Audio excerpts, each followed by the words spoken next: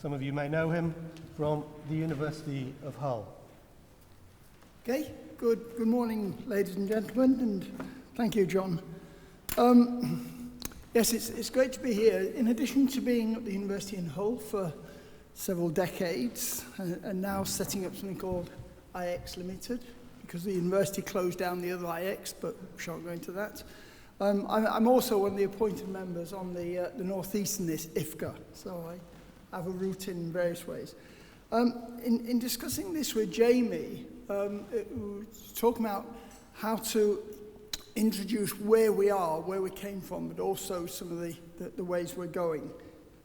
So it's a fairly wide view of marine management. Some of you have seen some of these slides before, but nobody has seen all of them because there's new stuff there. So let's start off with the big idea about protecting the marine environment. And if anyone wants the slides, I'm very happy to send them to you, so don't worry. So this one big idea, how do we protect the natural stuff and deliver the human stuff? And why do we need to do that? Because of all these things that you see there, not there. So we've summarized that, and Simon touched on this in the vision. We need a vision for our seas, and this is the vision that we've got. But actually, those of us who occasionally talk to politicians have to get things down to fairly simple terms. Talk about bears of little brain. So that's the bottom line there. Looking after the natural stuff and deliver the human stuff. So I could have put up a whole set of maps that we've now got on where stuff occurs. But of course you know that, and you know that it's this complex sea area and inshore area with everything happening. Aggregate extraction, fisheries, aquaculture, blue biotechnology extraction, wind farms, oil and gas, you name it. So how do we manage all of those things there? Like any management, we start off with a set of questions, and I suspect that these are the questions that go through your minds on a day-to-day basis for many of you. In essence, they're saying, what problems are we dealing with? Where do the problems come from? What do we do about those problems? And how do we justify what we do about them to our stakeholders, our clients, our customers, our political masters, and so on. And the bottom line there, what are the impediments to achieving that? What's in industry, we talk about this, the bottlenecks, showstoppers, and train wrecks. So a while ago, I was tasked, or I was asked to try and say, well, what would be a systems analysis for tackling all this? And I'm not going to go through this, and the paper's being reviewed at the moment if anyone wants things. But in essence, we thought, well, a systems analysis for dealing with this is in 3 blocks. Block A is how do we determine what our priorities are for the marine. Block B is how do we get science and evidence and data, and how good is that, and how have we got resources for it. And then Block C, which is the one I want to focus on, which is not only what legislation and governance and have we got for this, but also how do we know we've achieved something. You say this paper's now being reviewed, not there. So let's focus on governance, and again, I think you'll be aware of this, these governance principles that we're all dealing with. And in managing the blue belt and getting the blue belt to deliver for society and for the natural system, we have all of these tasks there, even down to what we used to call the polluter pays principle, we're now calling the damager debt principle. Okay. And then, as some of you have heard me talk about before, what are the tools that we have in our armory in order to manage those areas? And we've got all of these things, all of these, what we call the 10 tenets. And it's the middle bit there, the legal and the administration that I want to focus on there and that. And I think many of you have seen this before. It's, fortunately, it's still quite current. This shows all the marine management initiatives going from in the middle, the international ones, through European ones, to, in this case, the English ones, which are the outer two rings there. Now, marine management involves integrating those, both the vertical integration, going from the middle outwards, or from outwards inwards, from the international, and I'll touch on this again later, to the local. But also, it goes through the horizontal, it covers the horizontal integration, and that's all of those things around the edges. Now, I'm going to come back to all of those things around the edges in a minute, because I'm going to talk about who it is that's managing those.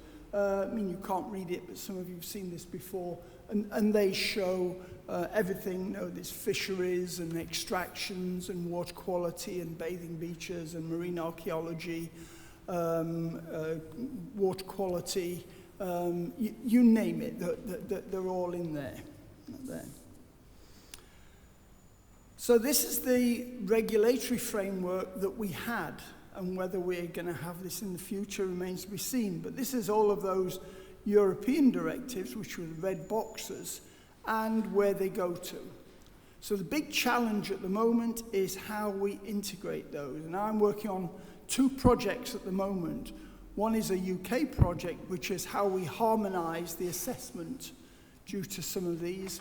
And the other one is a European project, which is all about harmonising the European directives.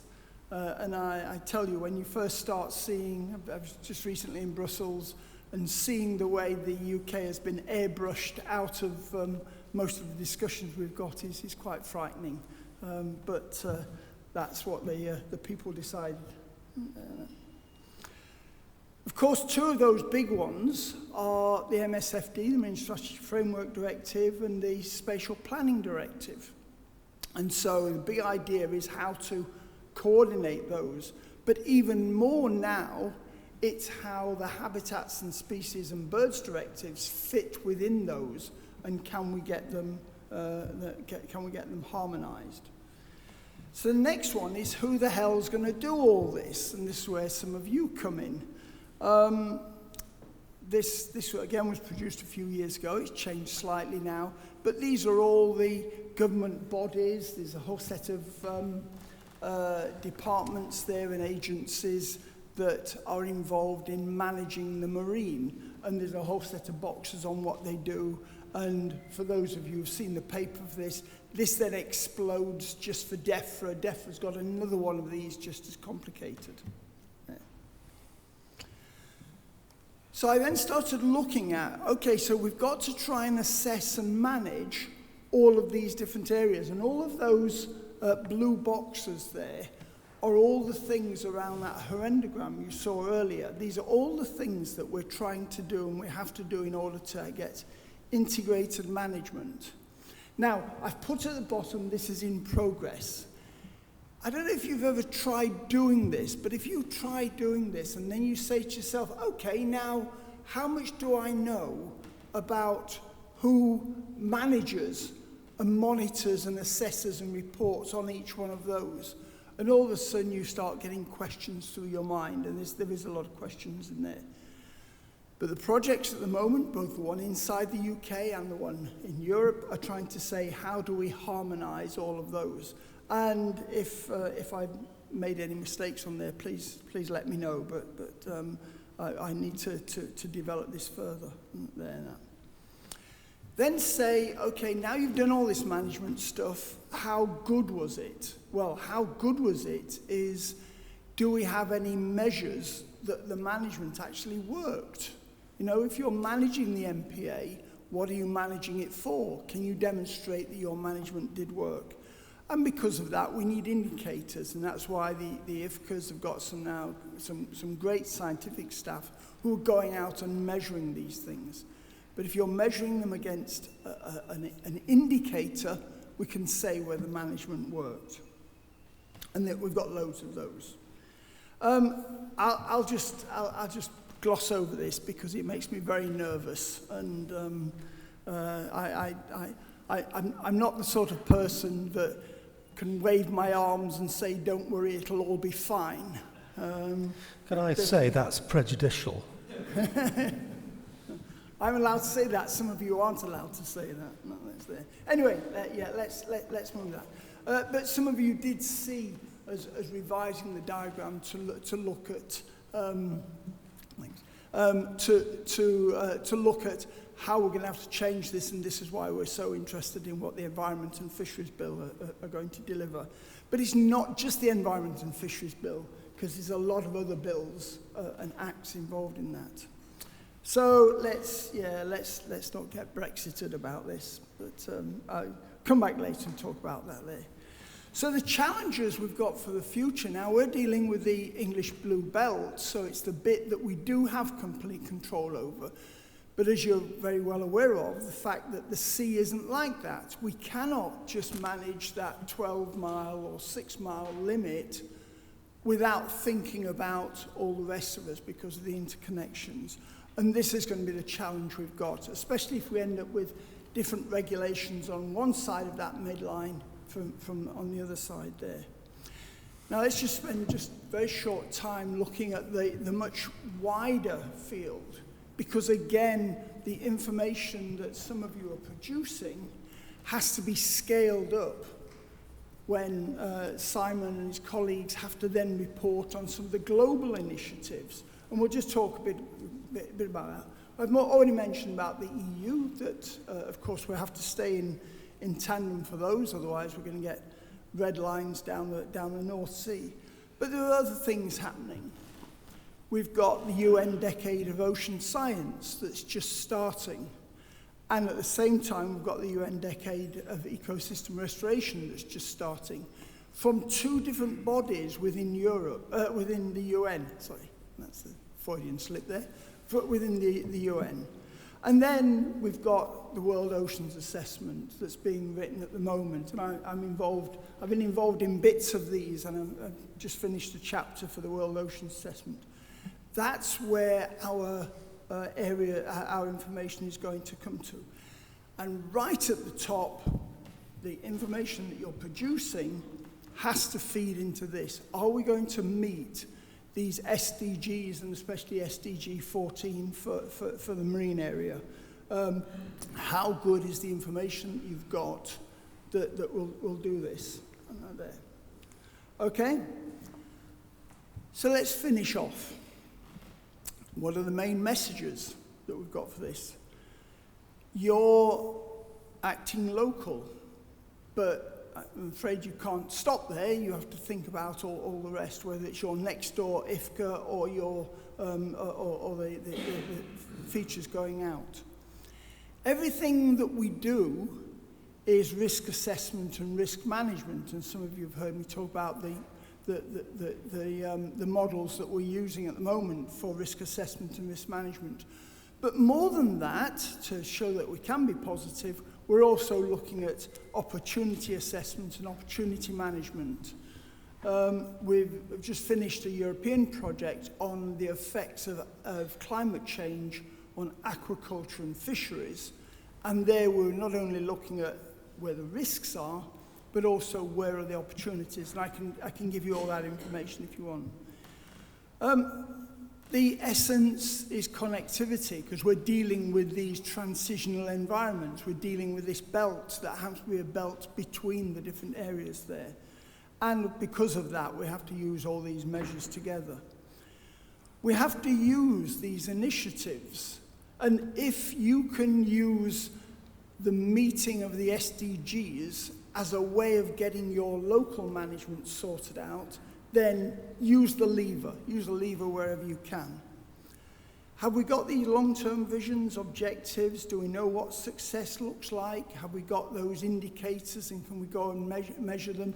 Despite, as Sam's saying, we've had 10 years of austerity where all of the environmental organisations have been reduced in size and capabilities. That bottom question there, the MPA is just a tool.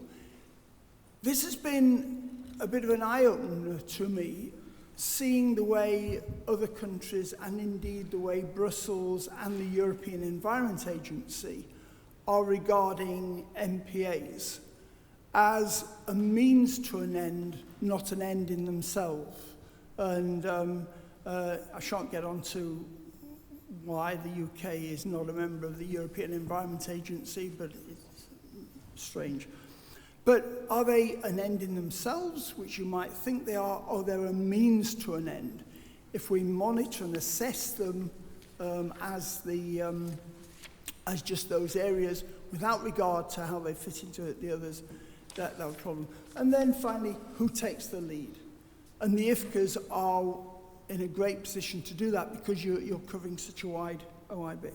Okay, just very quickly, that's an advert. There's a meeting in Hull later this year, so those of you who want to come and learn everything about coasts and estuaries, come to that as long as the coronavirus doesn't stop it. And I hope that set the scene for where all of this work that the IFCAs have been doing, but also the other bodies have been doing, for where it fits in, but also what I'm afraid you have to have in your mind in order to manage the marine environment. Okay, so hope that's been useful. Thanks for listening.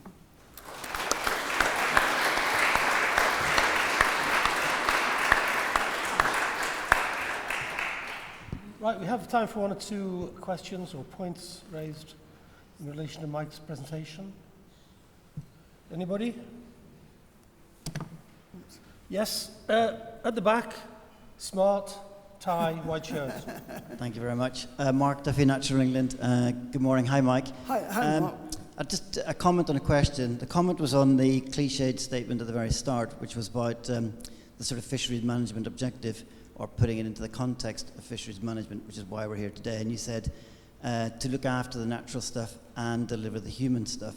And I just wondered about changing "and" to "to." So it would reread, to look after the natural stuff to deliver the human stuff. Mm-hmm. So thinking about ecosystem approach. And really it was just that last comment. My question was, do you really believe that marine protected areas, which have been designated specifically for features, parts of sites, could be a tool to get good, in inverted commas, ecological status for the whole sea, thinking about displacement and maybe potentially a whole sites approach?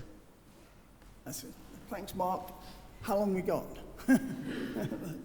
You've got exactly 1.5 minutes. Yeah, that's good. Okay, the changing that first bit, we did toy with that idea that one is the means to get the other. Looking after the natural system is to get the human element of that. But I think that then starts annoying green groups by saying, no, well, shouldn't we be looking after the natural stuff for its own intrinsic value, not as an anthropocentric view. Now, as you and I have talked about a lot, I think everything we do is anthropocentric because we've got 7 billion anthropocentric beings on this planet. And so I think everything is framed in those terms. But I say I'm quite happy to keep these two separate. The bit about the MPAs being a route to looking after the whole system, this is when I started discussing with people in Brussels and at the EEA about the way we monitor, we assess and we report the information for MPAs, and then how we harmonise that for up to, so that's the MPAs for the Habitats and Species Directives and Birds Directives, how we harmonise that and scale it up to MSFD and good environmental status, and even good ecological status that you mentioned inshore, but mostly good environmental status. Okay. And so what we're then saying is, it's when I kept meeting people saying, no, the MPAs are a means to an end. They're not an end in themselves. But it's when, I'm not saying anything about the UK, but it's when countries seem to be managing them as they are an end to themselves and forgetting the rest of it, which is not, that's not the idea of the MSFD.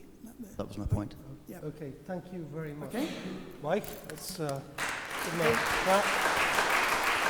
Claire, if you could come up.